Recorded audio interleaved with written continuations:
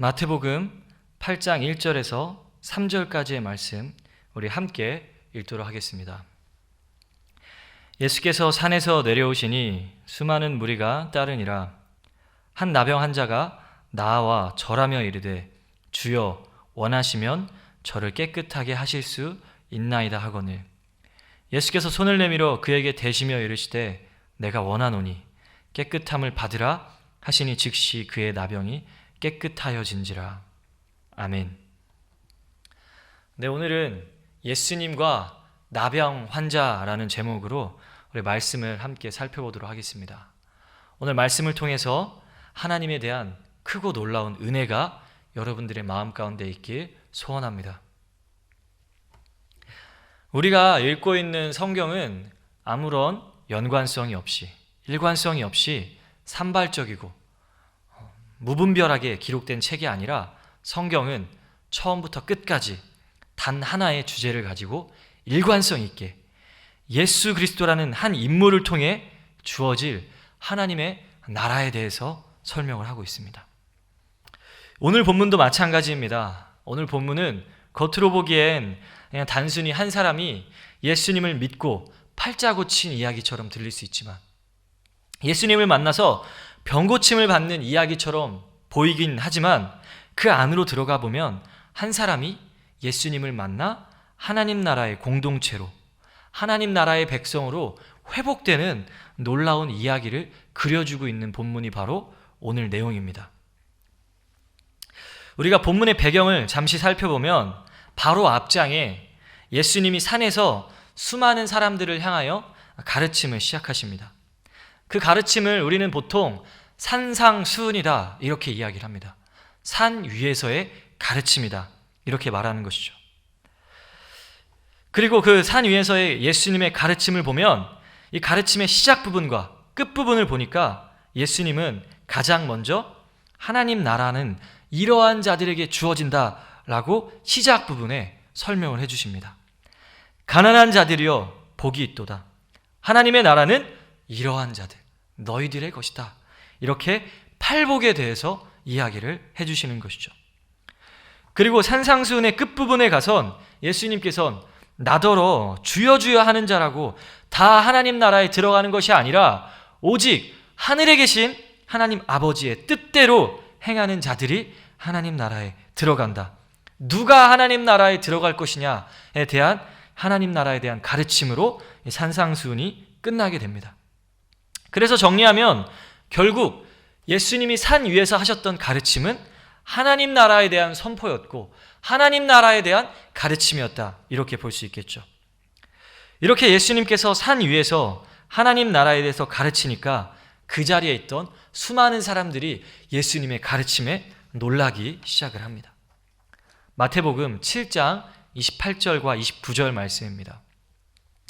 예수께서 이 말씀을 마치심에 무리들이 그의 가르침에 놀라니 이는 그 가르치는 것이 권위 있는 자와 같고 그들의 서기관들과 같지 아니함이더라. 아멘.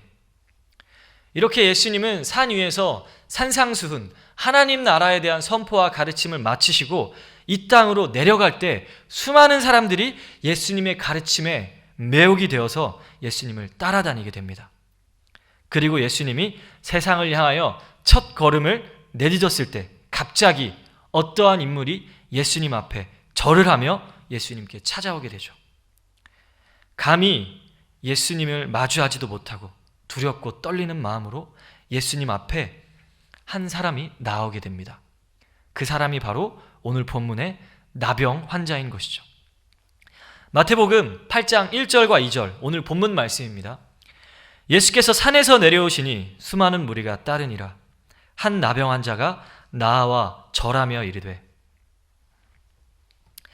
아마도 본문에 등장한 나병 환자는 산에서 떨어진 산상수훈에서 베풀어진 예수님의 하나님 나라의 가르침을 듣고 예수님이 바로 구약 성경에서 예언했던 메시아였다라는 것을 본능적으로 알았을 것입니다.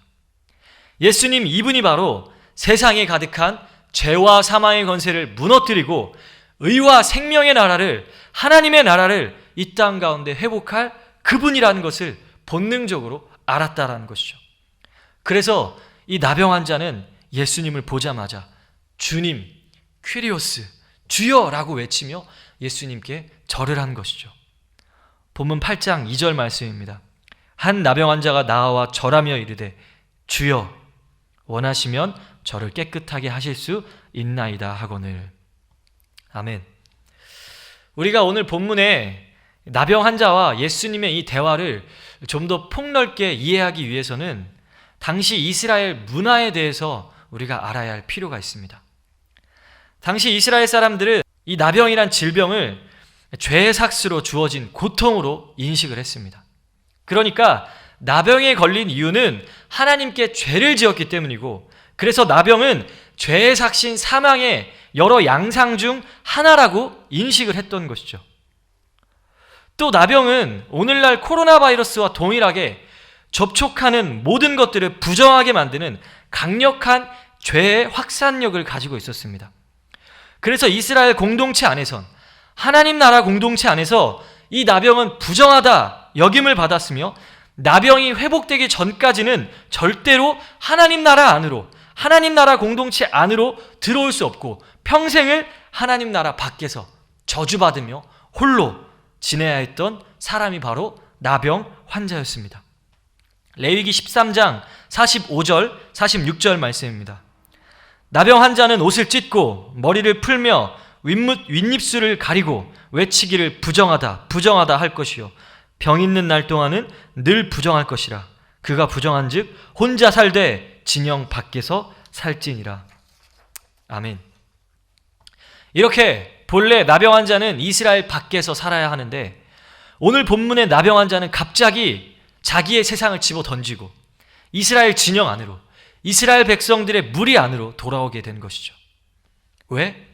예수님을 만나기 위해. 그분이라면 자기의 저주받은 삶을 구원할 것이라고 믿었기 때문에, 공허한 나의 인생을 예수님이라면 구원할 것이라고 믿었기 때문에. 그리고 나병 환자는 예수님을 보자 감히 마주하지도 못하고 멀리서 예수님께 절하며 예수님께 찾아가 당신이라면 나를 깨끗하게 하실 수 있습니다. 당신이 원하시기만 한다면 내가 다시 이스라엘 공동체 안으로 들어갈 수 있습니다. 당신이 원하시기만 한다면 나에게 주어진 죄와 사망의 권세가 사라져 내가 다시 하나님의 나라 안에서 살아갈 수 있습니다. 당신이 원하시기만 한다면.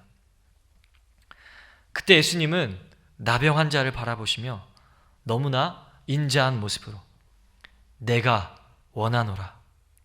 나도 내가 나병에서 깨끗함을 받는 것을 원해. 내가 다시 하나님 나라 공동체 안으로 들어오는 것을 원해.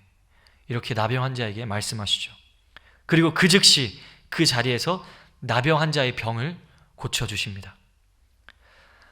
본문 8장 3절입니다. 예수께서 손을 내밀어 그에게 대시며 이르시되 내가 원하노니 깨끗함을 받으라 하시니 즉시 그의 나병이 깨끗하여진지라. 아멘. 사실 우리가 이 장면에서 집중해야 하는 부분이 있습니다. 그건 바로 예수님이 직접 나병 환자에게 손을 대시며 고쳐주셨다라는 것입니다. 본래 예수님은 말씀만으로도 충분히 병을 고치실 수 있는 분인데, 오늘 본문에선 굳이 나병 환자의 몸에 직접 손을 대셔서 고쳐주셨다는 것이죠. 마태의 기록에 따르면 예수님은 오늘 본문 이후에도 수많은 병자들을 고쳐주십니다. 하나님의 백성들의 삶 가운데 가득한 죄와 사망의 권세를 모두 무너뜨려 주시는 것이죠. 나병 환자를 출발로 하여 백부장의 하인을 고쳐주시고 베드로의 장모를 치유해 주시고 혈루증 여인 등 수많은 병자들의 고통을 모두 치유해 주십니다. 그리고 그 중심엔 예수님의 손이 있었던 것이죠. 레위기에 따르면 죽어있는 자나 병든 자에게 가까이 가서는 안 되며 또 그들에게 손을 대서는 절대로 안 되었습니다. 특별히 나병 환자나 혈루증 여인, 죽은 자에게는 절대로 손을 대서는 안 되었던 것이죠. 왜? 손을 댄 자가 부정해지기 때문에, 손을 댄 자에게 그 죽음의 권세가 전이되기 때문에 손을 타고 죄와 사망의 권세가 옮겨지기 때문에 절대로 손을 대지 말라고 성경은 명령했던 것이죠. 하지만 오늘 본문의 예수님은 나병 환자를 비롯해 질병에 걸린 자와 심지어 죽은 자들에게까지도 손을 직접 대시며 고치십니다. 다시 말하면 그들을 둘러싸고 있는 사망과 죽음의 권세에 손을 대심으로 그 모든 것을 자기에게 걷어간 것이죠.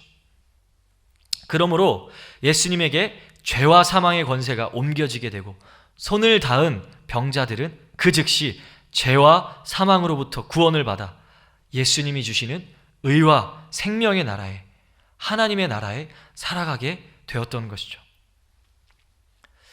사랑하는 성도 여러분, 오늘 본문에 등장하는 예수님의 모습은 자기 백성들에게 있는 죄와 사망의 권세를 자기에게로 다 걷어가시는 모습입니다.